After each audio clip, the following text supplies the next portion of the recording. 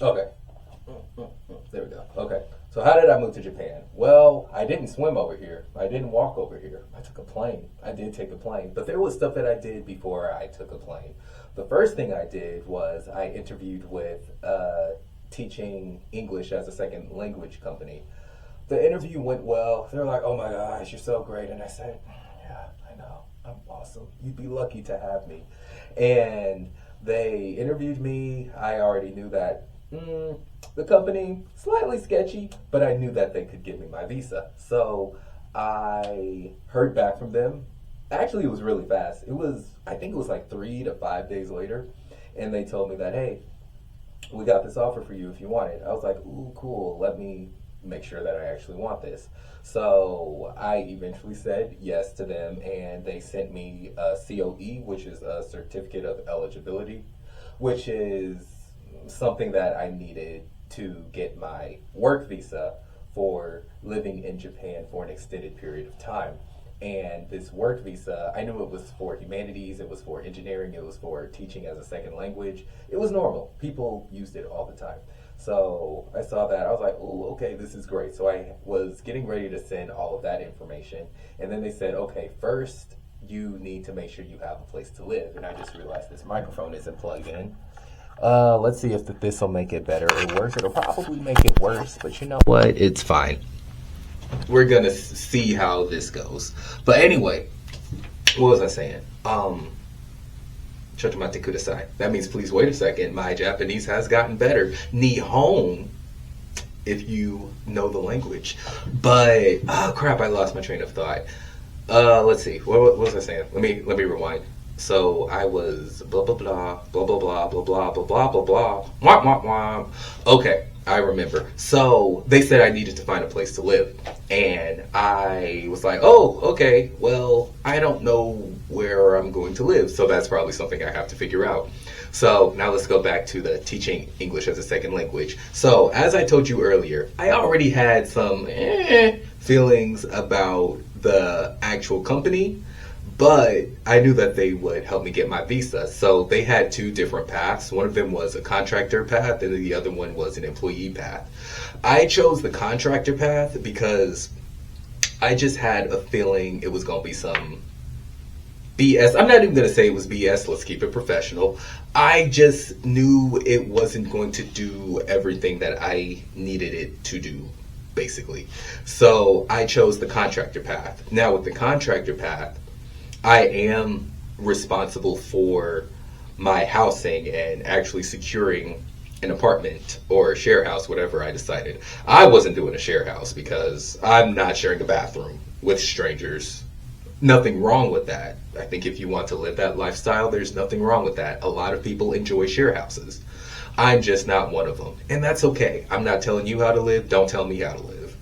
So, yeah, so I basically had to figure out my own housing situation. The company that I worked for, they did send some links to help me out, basically places that foreigners are accepted. But they didn't tell me anything else. I didn't know anything about the process, and it's not necessarily their job to do it, so it was like whatever. So I scoured the internet, and I was looking for all of the different hotels, not hotels. I was looking for all of the different places that would allow foreigners, and most of them were share houses. And I just was not feeling that. If I had to do a share house, I would not be living in Japan. So I just kept looking and looking, and I saw that there were some apartments that were available. Chotomate kudasai. So I saw that there were some apartments that were available. So I did message them via email because I cannot talk to them on the phone because I did not know Japanese at the time. So I emailed them, and for those of you who don't know, Japan from Eastern Standard Time at that particular time, because I don't think were we on daylight savings time? It was like spring, so I don't know the daylight saving time situation, but at that specific time, Japan was 13 hours ahead of the Eastern Standard Time. So it was really hard to get a good back and forth with them unless I had stayed up super late. And unfortunately, I could not do that because I still had to work.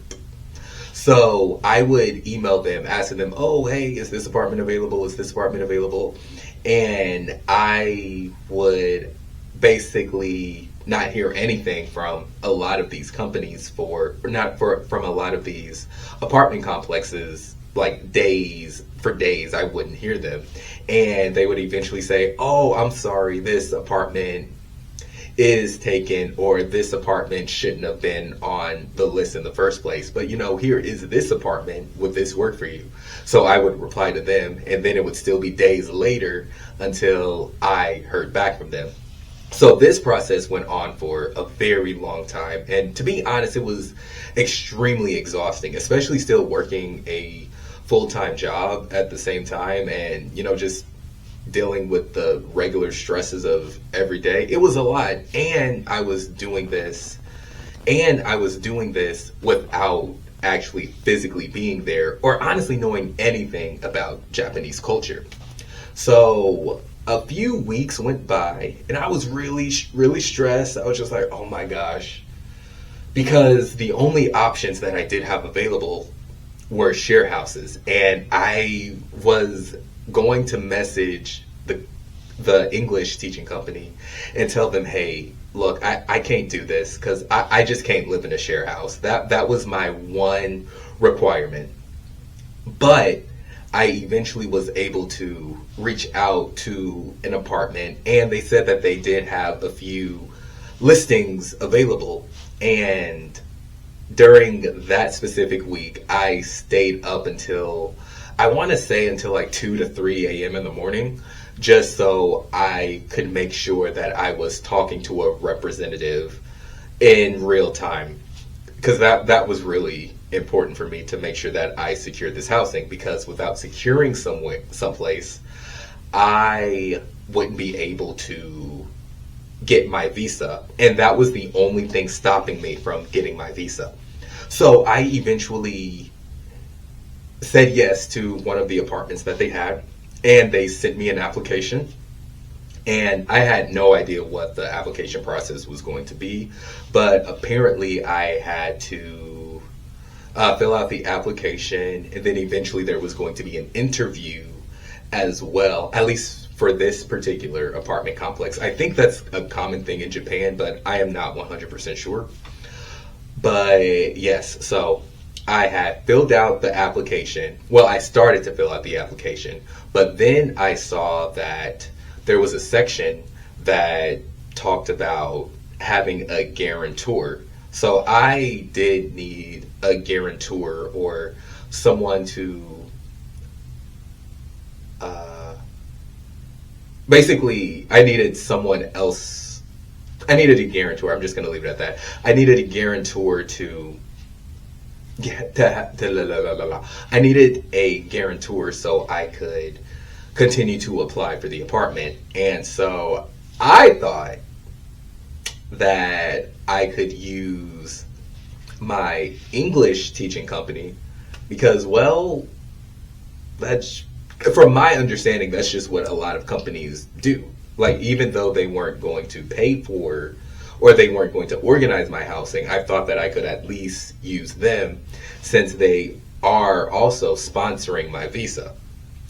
So I tried to fill out the information, but then there was something that they needed that they didn't send me for the sponsor information for my visa. So I reached out to the company, and to the company being the English speaking company, and they said, oh no, we don't do that. And I was just like, huh? What do you mean you don't do that? I was perplexed because for this apartment complex, I needed someone who lived in Japan and who spoke Japanese. The only person I knew in Japan, or who was going to be in Japan, was me, myself, and I. And neither of them can speak Japanese. So I was stressed. I was like, I don't know what to do then. Because it's just one of those, And it wasn't the English speaking company's fault. I'm not going to blame them at all. But it's one of those situations where obviously this is a common thing for people. Like, why didn't you give me a heads up? But I'm not blaming them. I take full ownership. I should have looked into that beforehand. But it's really annoying. I really wish that they would have given me more information. So I had to browse, I had to search through the internet basically to figure out, okay, how can I do this? And I eventually went with the guarantor company. Well, which is whatever. It is what it is. They were able to let me apply for the application for the apartment. So, I'm grateful for them. It's totally fine. So I had to set up an interview with them, the guarantor company, as well. So I had to reach out to them so that I could basically be one of their clients, so they could guarantor me or whatever. And so I had put them. So once I got that approved, I put in their information for the application for the apartment in Japan.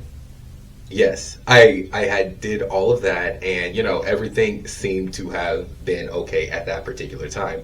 So then a few days later, the apartment complex, they reached out to me and they said, "Oh, hey, can we set up an interview with you?" Actually, I lied. The guarantor company, they reached out to me basically talking about an interview with the apartment complex just so we could go over everything so I could officially sign the lease.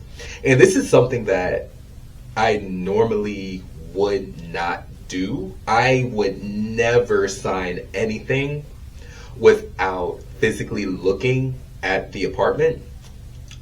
But, what was I going to do? I wasn't going to fly all the way to Japan to look at this apartment. I still had my regular job, so I was just like, well, okay, we're just going to do it. So I had an interview, which was really interesting. So the actual apartment complex, they had their people, they had their representatives, and then I had my representative, which was from the guarantor company.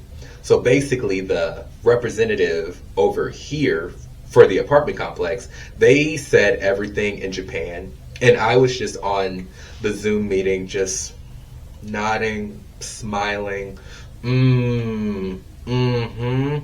knowing a dang thing that they said. And then my guarantor company, they were basically the translators, so they told me everything that I needed to know. And this interview went on for about an hour. And remember, I said Japan is 13 hours different, but Japan is 13 hours ahead. So in order to work during their business hours, I basically had to stay up extremely late at night, like 2 to 3 o'clock in the morning. It was really tough, but I mean, I had to do what I had to do. If I wanted this apartment, I had to do what I had to do. So I sat there, I signed everything, and then boom, I got my apartment. So I was able to get the address, kinda. So to be honest, I didn't know the exact address, and it's honestly because I cannot speak Japanese. So they showed me something, and I was like, okay, that looks like an address, but there was no way for me to like type it.